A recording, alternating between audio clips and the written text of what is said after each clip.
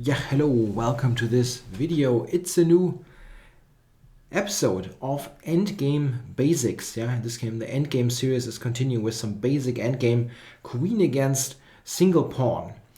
Yeah, seems overwhelming with the queen against the pawn, but it's not that easy.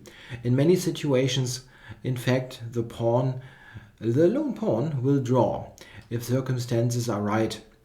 This particular position that we have in front of us, in fact, is winning for the queen, but it's important to know the differences. What positions are winning, what positions are drawn. Of course, there are very simple cases. A very simple case would be where the pawn is not yet on the 7th rank, yeah, where it is far back. In these cases, the queen is winning fairly easily and also without you having to know anything special. You will just stop the pawn, get the king near, and will checkmate. It is more interesting if the pawn is one step away from promotion, here on the 7th rank, or here the 2nd rank in case of this black example with the pawn. In this case, pawn on the 7th rank, there are various factors that come into consideration. One is, what pawn is it? Yeah. Is it a central pawn, yeah, a bishop's pawn, a knight pawn, or rook pawn? This is all different. Of course, there's a mirror image of this. It doesn't matter if it is the G pawn or the B pawn in this case. This is why it's sometimes useful to call them rook pawn, knight pawn, bishop's pawn.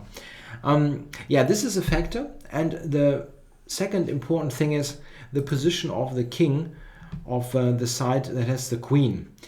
The king far away obviously is a disadvantage. It's better to have the king somewhere near the pawn, let's say. Let's look at this case first, that the king is far away. In these cases, it is pretty straightforward because you can easily tell the result from the type of the pawn. If it is a knight pawn, so G and B pawn, or one of the central pawns, it is a win for the queen side. If it is a bishop's pawn or a rook pawn, so those, it is a draw. Why is that? Let's have a look. The white winning procedure is identical for B, G, and central pawns. What the queen needs to do is, it always has to give checks or stop the pawn from promotion. In this case, we will start with a check here. Black's king doesn't want to step in front of the pawn. That makes sense. You want to promote it. So black will step to the side. And now the important thing is, white will attack that pawn, force king to f1, and check again. And this is a key position. Now the king cannot avoid stepping in front of the pawn. Has to step to g1, otherwise the pawn gets taken. And this is the important moment. Now the white king can approach. You've got one crucial tempo to approach. Black will, of course, try to get out of this situation. Yeah, but the thing is, something like this will still win. It's the same procedure. It's a pin. This is very simple.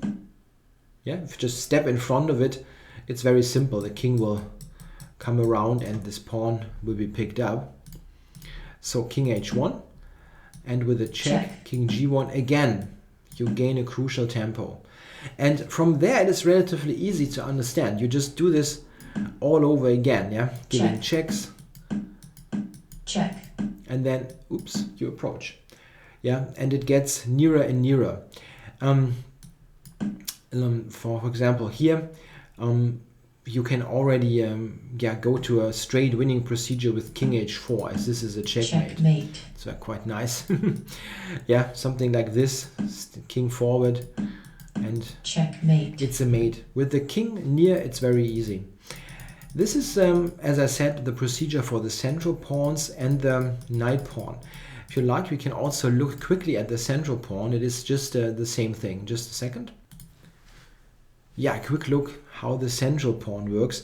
It's just the same thing. We will start with checks. Check. Check. Check. Check. Check. Check. Yeah, and again, unavoidable. Yeah, you have to step in front of that pawn, and then the king approaches. It's exactly the same procedure. Note that maybe if you look at this position with a table base with a computer, it might give you some quicker winning procedure. I'm just putting the moves out as I would play them, and it isn't necessarily the quickest way to do it, but it's a safe and very straightforward way to do it. Yeah, so please don't expect that I'm doing this perfectly. I just want to show that it is relatively easy to do once you understand the mechanism. Like here, and again you can do stuff like that. And approaches. Yeah, and here this, it already looks like there should be some direct mate available. Is there one? Don't see it. Don't see it at the moment. So probably we will continue with our standard procedure a little bit and do it like this. This, for example, is quite cute. We can play here, yeah, because this is checkmate. A mate. If the king is near, there are many of those direct checkmates. So this is nice, but what about the rook pawn and the bishop's pawn? Yeah, this is a typical position with the bishop's pawn. What is the difference to the g pawn or the central pawns? Well, white will start in exactly the same way. Okay, that's not necessary. No, I don't need to step there. Yeah, something like this. Yeah, okay. Now I'm going here. What is the big point? Let's say like here. Yeah, and now this is threatened and white has to do something. This is the key moment. In this precise position where this check is played, in the other situation, yeah, where the pawn is on the g file or in the central files, black is forced to go here and cannot drop his pawn. Yeah, he has to keep his pawn. I mean, it has to step in front of it, and then the king is advancing. Here, however, due to the edge of the board situation, the black king can go king h1, and if white takes, stalemate. Exactly. Yeah, stalemate is the problem. The edge of the board is the deciding factor here, and lets black draw this. The thing is, white has no move here really. He can only check now, give some check, and we go back, and again we threaten this, and it's a straightforward draw. There's really nothing to do. The bishop pawn draws very easily due to this stalemate trick. What about the rook pawn? Yeah, here we have a typical rook pawn situation, and again the problem is this stalemate due to the edge of the board. If white checks here, the black king will hide in the corner, and in this situation there is a stalemate, and white really has no choice. He has to withdraw from that situation here, from that position, and yeah, we'll give a check. Black goes back, and again he threatens.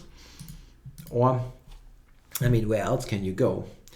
Well, I don't know, somewhere here. And again, black goes and threatens. And, well, you have to give checks. And it's always a stalemate, yeah? It's absolutely nothing. Okay, that doesn't matter. Here, that's a bit more sensible. Threatening again to promote. This stalemate trick is saving the day for black. Yeah, you have no square to go to. So these are very straightforward things to remember. If the white king, it's white here, but the side with the queen, the king is very far away, then the bishop pawns and rook pawns, they draw due to the stalemate ideas. G and B pawn, the knight pawns and the central pawns do win for the queen. It's pretty straightforward. The tricky situations arise when the white king is somewhat nearer. Yeah, here we have it on the 8th rank, far away 7th rank. But if the king is nearer, things are far more interesting. Let's look at a couple of situations. Yeah, here we have a situation typical of that scenario. The white king here is far nearer the action. And in this case, white in fact can win. But how exactly? Okay, we're going to start with a check. and the king has to go to g1. There is no other square. This is very simple. Yeah, we can, I mean, there are probably quicker ways, but check. The simplest to understand is that the queen is just blocking the pawn. King h1 is a checkmate. Direct mate. So here, and now we see the key moment. The problem is that after promotion, black will be checkmated. This is the key idea. Check. And now it is black's move, but it's such an unfortunate position here of those two pieces that really black has no way out. There's queen f2 mate and queen e1 mate, and really black has no way to do anything about it. Yeah, he can just desperado his queen and get checkmated 2 or 3 moves later. This is a win by checkmate. So, is this the only way to win? No. There is a second way actually, and this is king to e3 in this situation. Again, if the promotion is happening, checkmate. It's mate. That's very nice. It's also a motif to remember, because there are cases maybe where you don't have this route available. Maybe let's say the king is here, yeah? Then you only have this way to win. So that's nice to remember. There are also so-called winning zones, yeah, where the king can be in order to have it being a win, and you can try to remember those. To be honest, I never really got to that, to remember the exact winning zone. The only thing that I do know is if I'm near the whole thing, I have to remember those two mating ideas and see if I can get them in. Yeah, this is usually enough. Here, for example, if the king, if we alter this position a little bit, yeah, like here, it is obvious that it's the same thing, yeah, because, well, I can go here where I need to be to win, yeah, like this check. Would be the same winning position that we already know. Yeah, however, if the white king is even further away, we see that it's still a win, because something like this reaches the same. If you are even further away, then it will get tricky. You need to be able to go here or here. Yeah, and this would be like from here, here, here, and so on. Yeah, so you can sort of puzzle this together, but I never really bothered to learn the exact look of that winning zone. Important is to remember the mating ideas. All right, now let's look at a position with the bishop's pawn and the king near the pawn. Here is also a typical winning maneuver available. What white needs to do here is to pin. The idea is that after, well, king f1 is easy, yeah? If we just approach. But after this, the idea is that king g3 will win, because after the promotion, checkmate, there is a mate. We've seen a similar mate already earlier from a position where the king had advanced. This is really important to know of those mating ideas. Sometimes in a game when you have little time, it's very useful to know how the mates look like, so then you can find them much quicker. There are a couple of versions of those mates. Yeah, for example, another one. Yeah, let's look at this position. There's more than one way to do it, but one motif that is worth remembering is the following. Check. Again, we give a couple of checks, and here, for example, this is an interesting one. Checkmate. Mate. This mate is also worth to remember. It can happen in a couple of shapes and sizes. For example, if we think about this, for example, that's not good. Let's go here. Check. Yeah, then this is a nice move to take into account. Again, checkmate. This is a mate. Yeah. Okay, now let's look at a final position to sum things up. Yeah, what about this position here? Check. Queen b3 check. King a1. Yeah, note the stalemate. Stalemate. Yeah. Okay, so what exactly can white do? We can do this. Yeah, use the pin. And now, this is an interesting little position here. What should black do now? That's very important. Black has to move the king. And where to go? The thing is that king b1 is unfortunately losing due to this. Check. And again, we operate with a mating idea. Yeah, note that there is absolutely no way for black to save this. What should black do here? I mean, let's say here, yeah? Checkmate. Mate. Yeah, there's a mate, possible mate here, here, and on the first rank. So black has no way to keep all that covered at once. Can very easily happen, king b1. The trick is, of course, you have to go here. Yeah, again, with a stalemate. And now something like this is a check. And now we have a check and we really draw. Yeah, note that. Check. This is a neat way Stalemate. to force matters entirely. Yeah, so there are always little tricks that you have to remember here with queen and pawn, and the king is near. Those mating ideas can be exceptionally tricky to face when you have the pawn. If you have the king, if you have the queen against this pawn, you always should be aware of those tricks. If the king is near, there are often chances for those stalemates and for those mating patterns to occur.